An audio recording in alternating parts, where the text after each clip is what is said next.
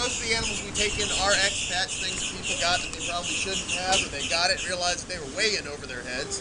This first one falls into that category. His name is Blondie. Blondie is an albino Burmese python that came to us from a 17-year-old boy and a very distraught mother, to say the least. He got Blondie at a reptile show when there was a little tiny baby in a little tiny deli cup. He didn't even know what kind of snake it was. He just thought it was cute, so he took it home. And to his credit, he did a good job of taking care of Blondie. He kept him nice and warm, fed him really well, and of course when you do that, they tend to grow and grow and grow. And one day Mom said, well, how big is this thing going to get? Well, the kid didn't even know what kind of snake it was, so they did a little bit of research. And much to Mom's dismay, she found out that what her son had brought into their loving home is the 3rd largest snake species in the world. The record for this species in captivity is 27 feet and 400 pounds. Holy cow. When Mom got back up off the floor, she decided Blondie had to go. So we ended up with Blondie. Now, we do have a lot of snakes at our facility. They come in from all over the place.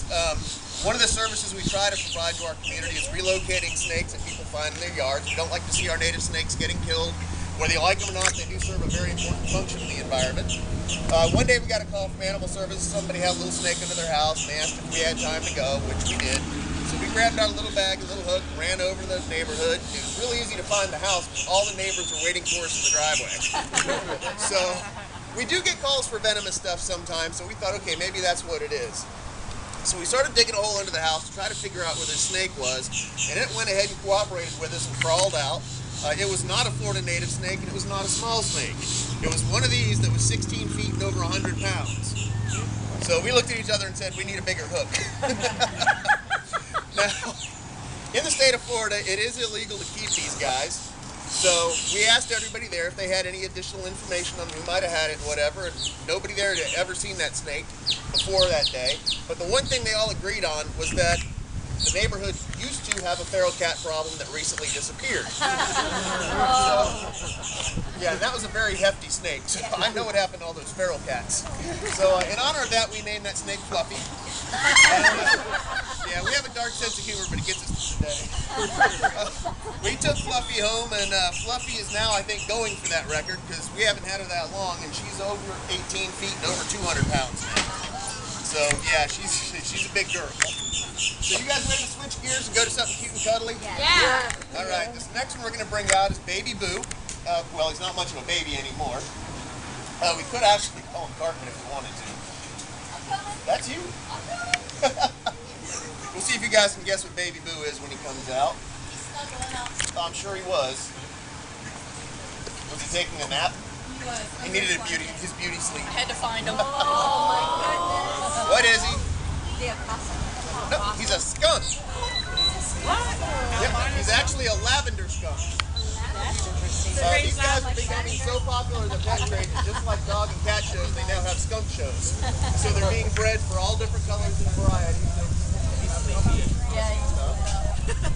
We always get asked what type of small exotic pet does make a good pet. Honestly, skunks can make really good pets. They're one of my favorites, but you got to know what you're doing with it. You can't just get one and then not paying attention to it. The first year of its life, you have to handle them completely. That thing can never leave your side for the first year of its life. If you do that, you're going to end up with a skunk like Boo here, who is absolutely fantastic. He does have an outside enclosure that he lives in, but he comes into the house every now and again to hang out with us. And he'll climb up on the couch and sit in our laps and get pet while we're watching TV. When skunks run, that big fluffy tail sticks straight up and waves, so our house cats think he is the greatest toy ever. We'll see a tail go flying by, and then we hear like 3 cats go chasing after it. And he rolls around and plays with them and has a good time. He is definitely the perfect ideal pet skunk. Now we have another one that came in named Peanut that is the opposite of that. This girl got Peanut, didn't do anything with him. She just kept him in a cage, took him out every once in a while. Then he started biting her, so then she didn't take him out at all. And he turned into a very wicked little creature that hates people. And he's a little, well, about the same size as Boo here. And it takes 3 of us to hold him down to clip his nails. Which you got to clip their nails constantly because they grow forever. You guys can see how big his claws are. They're burrowers, they dig around all the time. So we're going to go ahead and put Boo up. And we're going to get another cute cuddly out for you. This next one is actually one of our favorite ones to work. Her name is Rosie. She came in with 3 others of her kind on probably, which is one of the saddest rescues we've ever been on. We were called by Fish and Wildlife, and they said, "Can you get over to this house immediately?" We ran over there, and we were met at the door by a hazmat team. So we knew something really bad had happened. We went inside, and it turned out there was an elderly couple that had passed away, and they were animal holders. In this one small house, they had 27 large birds, 9 dogs, 5 cats, and 4 monkeys. And the house was so littered with trash, floor to ceiling, we had aisleways about this big to navigate to try to find the animals just to get them out. If you saw Famous Amos inside there, he was another one of the monkeys that was in that house. And actually, he was leashed to the lady's body when they found him. And that's why they called the hazmat team. They had to go in there and snare pull him and all that, so he was traumatized. For the first 3 months that we had him, he would wake up in the middle of the night crying and screaming and having nightmares. We'd have to take him out and rock him just like a baby. So it was a long time, but as you can see, they're got well adjusted. When we got the monkeys out, we noticed a few things about them right away. The first was they didn't like being outside. The second was they didn't like other animals. So after a really long day, we had to go home, relocate all the animals in the house, and build floor-to-ceiling enclosures to try to accommodate the 4 monkeys. We learned a third thing about Rosie that's very particular to her. She hates women and children. And not just a little bit. I mean, violently hates women and children. There's only 3 girls that can work with her, and they definitely earned their stripes trying to get to that point. Chris was going for a couple of months. She was all scarred up and bruised up and had cuts and scrapes and stuff on her. It looked like she was wrestling around with our bears and tigers, and there was this 4-pound monkey kicking her butt every day. But as you can see, they've gotten over that. Rosie's actually so good now. She loves other animals. She's helped us raise 3 baby raccoons. She rides a mini donkey in her spare time, which is all fun and games until she grabs the ears and tries to steer. Then the donkey doesn't like it that much anymore. We actually, just to reward how good she's been, we got her own pet. We got her a micro mini pig that we named Pagorni Weaver, Pee-wee for short. And they live together and play together and have a good time, and that's her pet pig. Another thing we've been doing to keep her occupied is train them different behaviors and things just to keep them, stimulated and having a good time. Chris is her primary trainer, so I'm going to turn it over to Chris and let her run Rosie through a few things for you. Keep you happy, monkey? Hey, happy monkey! Yeah. Happy monkey! Good girl. Good girl. Kick, kick, kick. Good girl. Down. Come here. There's nothing down there. Rosie, showtime. Hey, showtime. Come here. Up, up, up, up. Up. Good girl. High five. Good girl. No.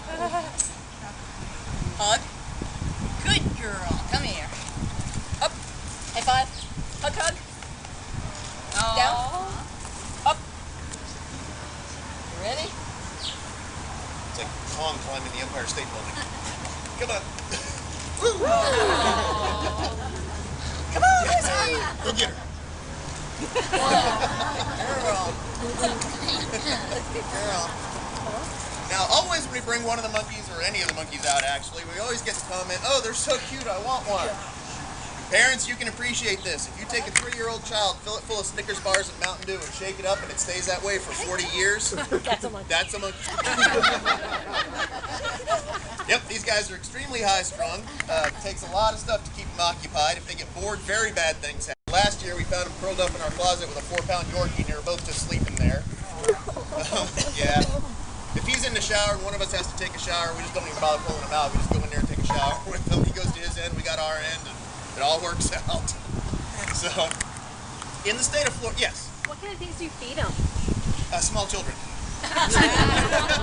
Like, do you give him meat?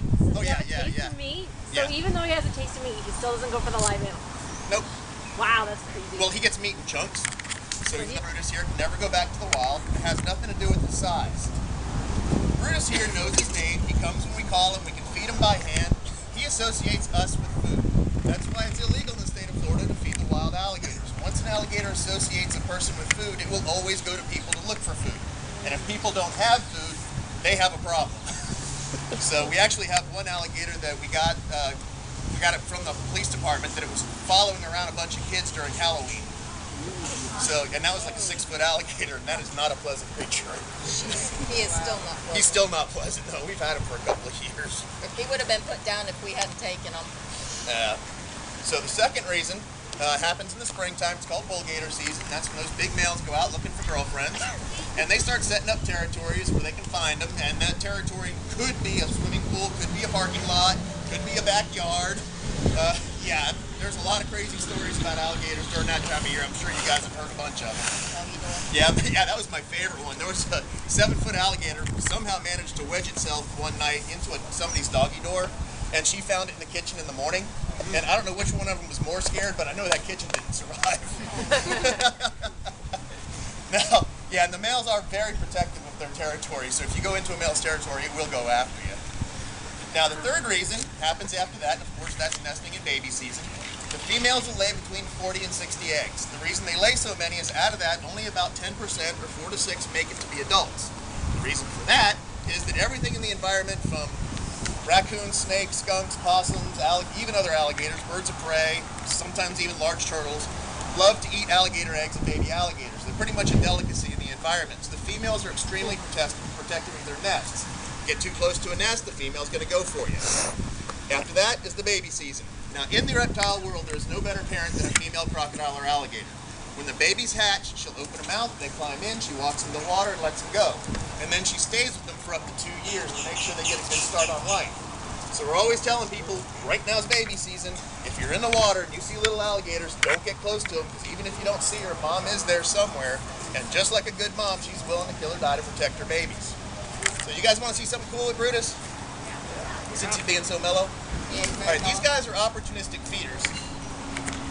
Miss, you might want to check. He just, yeah. Yep. That's Gatorade. That little tail twitch. In case you wondered where it came from. That's not what we were going to show you, by the way. That was an added bonus. Alright, buddy. Good job. So these guys are opportunistic feeders, which means they'll grab anything, anytime, anywhere, including underwater. So she's going to open his mouth and bring him around, and what you're going to see in the back of his throat is a feature called a palatal valve. And what that does is it seals the throat off watertight and enables them to open their mouth up underwater and hunt without drowning.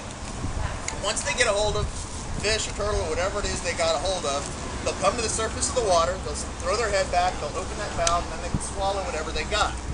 If they grab something too big to get down in one shot, they'll do what's called a death roll, where they spin their body around multiple times. It's very violent, does a fantastic job of taking one big thing and turning it into a bunch of little things that are more easily manageable for them.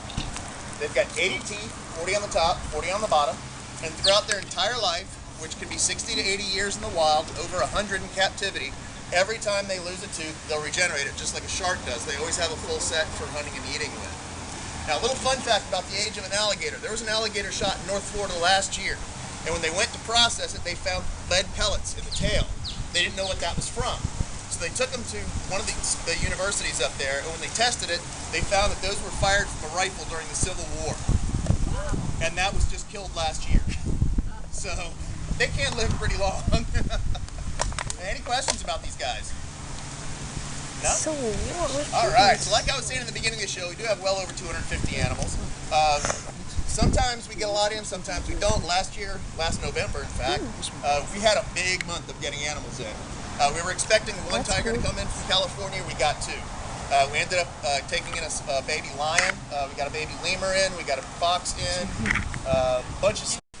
It's now night time. Okay. Let's start spraying some stuff in there, and I'll get on the photos. Yeah. It's now night time. We've left Cape Canaveral. And yeah, we are going very fast, heading to Nassau. So yeah. They're having Finding Dory, and we're of course not allowed to film that because copyright stuff. I think anyway. Okay. Bye. Say bye.